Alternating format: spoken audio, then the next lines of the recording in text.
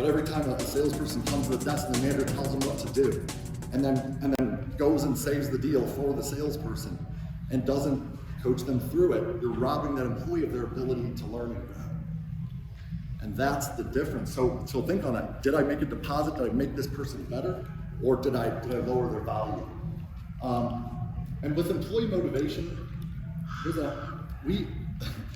after years of failing and having a lot of turnover, but I did one thing right. I interviewed, before coaching, mind you, I interviewed every employee that I lost, and I asked them, why'd you leave? What reasons? And what I noticed is all these reasons started to be reoccurring themes, and I used that, and I created it's a cultural assessment is what it is. It's called the Inspired Satisfaction Survey. And what it does is it measures on the x-axis of employee motivation needs, are those being met? And on the y-axis, it's success perception. That's where your financials come in, your work-life balance, things like that. So with this survey, we've learned so much, and I'm gonna share some of those insights with you. And that'll tie in. So this is a picture I took yesterday, because on the main stage, the keynote speaker was talking about how, maybe you should we listen to our customers, but you listen to them and it doesn't help.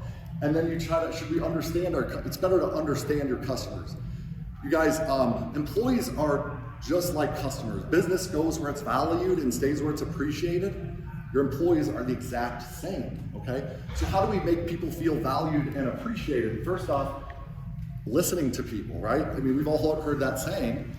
So if I listen to you, if I know what you want and I'm constantly trying to help you get it, then do I care about you? And that's the opportunity here. If you ask, here's what you can do. Ask yourself or your management team, who on our team wants to accomplish what? What does Bob want to accomplish in his career?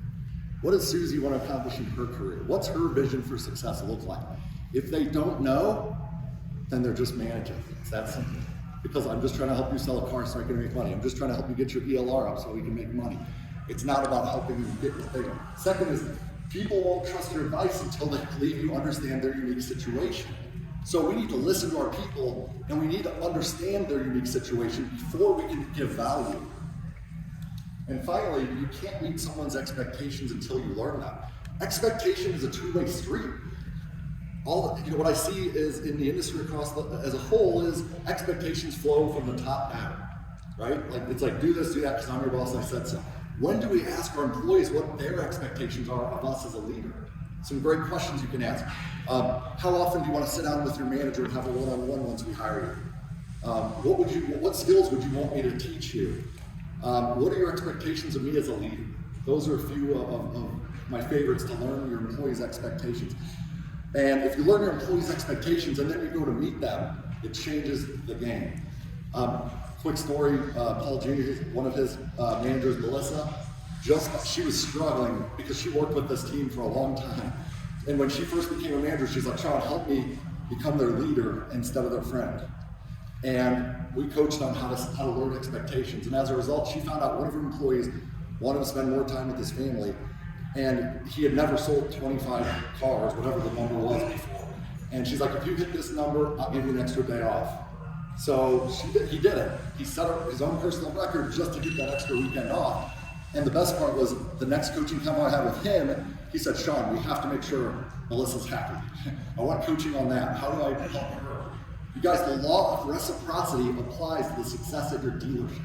What that means is if we invest in our people, if we pour into them as leaders, they'll invest back into us. That's how we get buy-in around everything we need to do.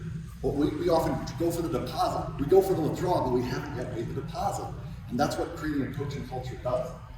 So when I talk about employee motivation needs, I just had an Army get together with all my old Army buddies.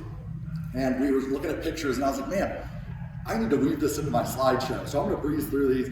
But basically, when it comes to employee motivation requirements, some managers are like, oh, that's mushy stuff. That's weak. And to that I say, well, that's what got my team and I through, a 14-month combat zone deployment in Iraq. So I'm going to share with you these motivation requirements that are part of the Inspired Satisfaction Survey and how they, you can apply them to the car business. So it's not mushy stuff. First off, care. Does my manager value me? That's me. I wish I still looked like that. That'd be bad. You guys would all be listening to me even more. Does my leader care about me? Am I more than a number to my leader? Okay. Second is purpose. Am I doing this for a paycheck, or is there a deeper purpose? I mean, that's what the guy was talking about yesterday with the basketball team. Finding out their vision, their purpose, right? What really motivates them? What does the money mean for them? That was me writing. I was writing a letter to my fiance or girlfriend at the time, who's now my wife and mother of 3 kids.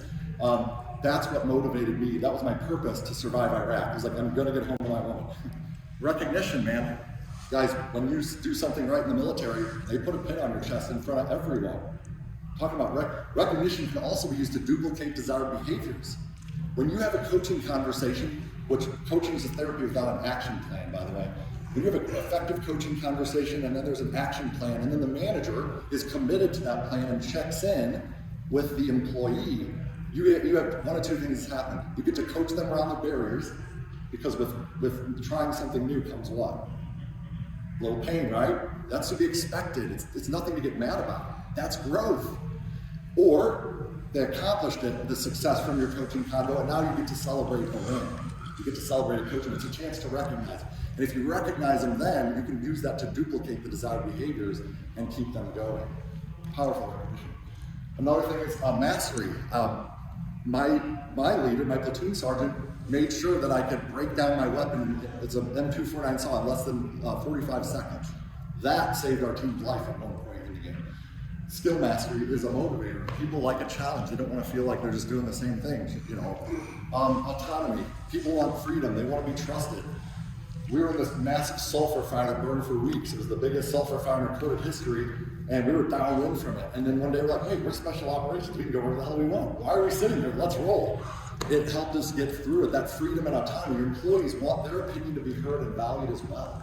What are you doing to find out their ideas and try to implement that? Next is career growth. This is obviously a big one. There's 2 elements to this that you put on here. So this is Hatem. He was my Iraqi interpreter. We freed him from an Iraqi jail at the age of 15. And he wanted to grow. He's like, man, I want to get out of Iraq. I want to come to America and find a job, and then eventually I want to get into the FBI. I was like, wow, man, you're ambitious. I love that. I want to help you do that. So we made sure, we reported right to General Petraeus, and we made sure to try to help him. And he helped us. He saved our lives countless times, right? This is where reciprocity comes in. But we'd report right to General Petraeus and Hatem's amazing. Well, he ended up being General Petraeus' interpreter for 3 years, and as a result, General Petraeus brought him to America, and when he got to America, I was able to turn Iraq's smartest guy into a car salesman. And he sold a lot of cars, and he was awesome. But when I quit the dealership, he goes, well, Sean, since you're leaving, it's time for me to go and join the FBI. And he did. So career growth motivated Hatem. Everyone wants growth in one way, shape, or form, unless you're at the end of the road. Then there's a different type of growth you're looking for. But also military rankings, guys. If you're in the military for 10 or 15 years, you've probably been promoted 8 times. Maybe, likely, you've probably been promoted 8 times. How often do your people get promoted?